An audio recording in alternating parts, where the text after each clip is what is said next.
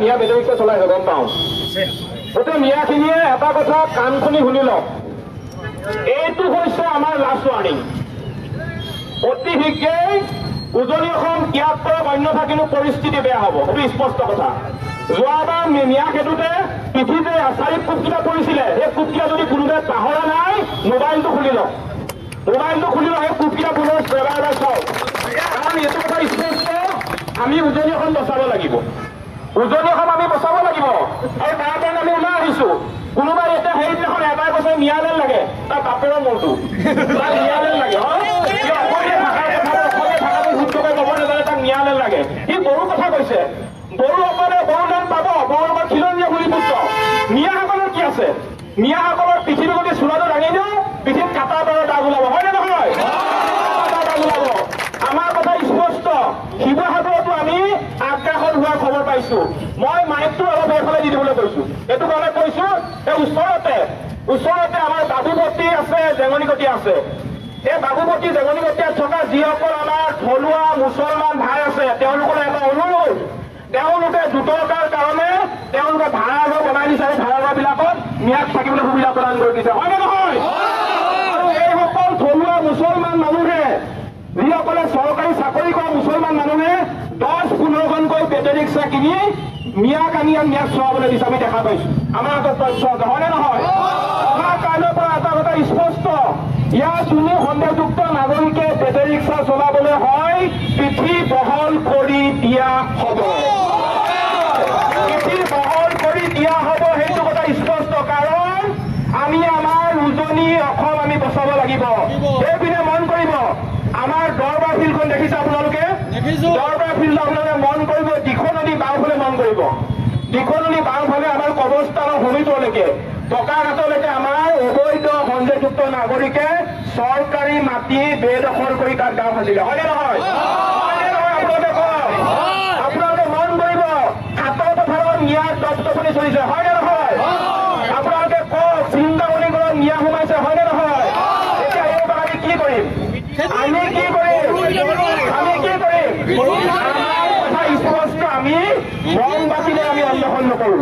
আমি মমবাতি লৈ ডিচি অফিচত আমি অন্বেষণ নকৰো অৱস্থান ধৰ্ম নকৰো আমি জেৰুৱা খুঁটি লৈ পিঠি বহল কৰি দিয়া হ'ব আমাৰ উজনি অসমত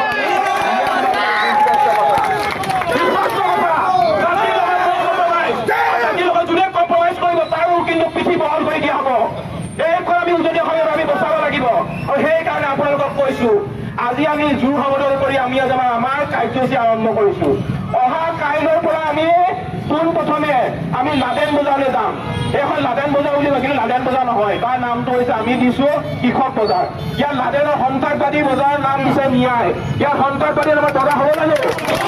সন্ত্ৰাসবাদীৰ নামত বজাৰ হ'ব জানো এনেধৰণৰ মিয়াক কিন্তু গুৰুলৈকে পিটিলেও কোনেও কিন্তু একো নকৰে মন কৰিব গতিকে লাদেন বজাৰ নহয় কৃষক বজাৰ নাম হ'ব লাগিব নতুবা প্ৰণৱজিৎ চলিহা আমাৰ ৰুমুলে চিনি পায় নহয় প্ৰণৱজিৎ চলিহা পুৰণি কৃষক বজাৰ নামেৰে পৌৰসভাই নামাকৰণ কৰিবই লাগিব এইটো কথা স্পষ্ট আৰু অহা কাইলৈৰ পৰা আমি প্ৰণৱজিৎ চলিহা পুৰণি কৃষক বজাৰৰ পৰা আমি মিয়া খেদা অভিযান আৰম্ভ কৰিম যিকেইটাই মিয়াই জাতিলাও বিকিবলৈ আহিব জাতিলাও মূৰত মাৰি মুখ ফালি দিয়া হ'ব কিন্তু মিয়া পুলিচে যদি আমাক জেললৈ কাৰণ আমি ক'বলগীয়া একো নাই আমি জেললৈ যাবলৈ সাজু আছো কিন্তু স্পষ্ট কথা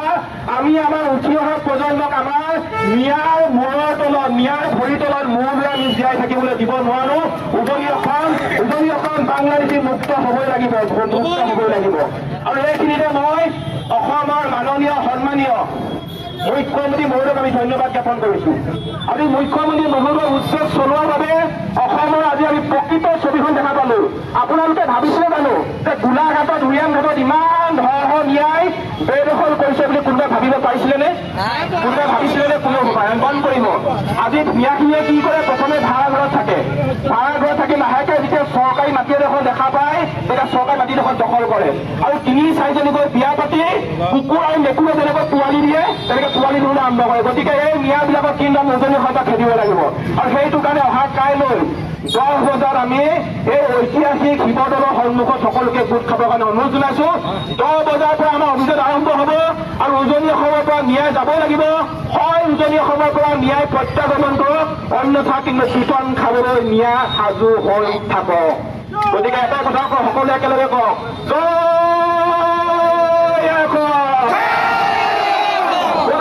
ন্যায় ত্যাগ কৰিব লাগিবই, ন্যায় ত্যাগ কৰিব লাগিবই। বাংলাদেশী গ'ল বেক, বাংলাদেশী গ'ল বেক। এই জুই জ্বলিছে, সংগ্ৰাম চলিছে, এই জুই জ্বলিছে, সংগ্ৰাম চলিছে। ধন্যবাদ।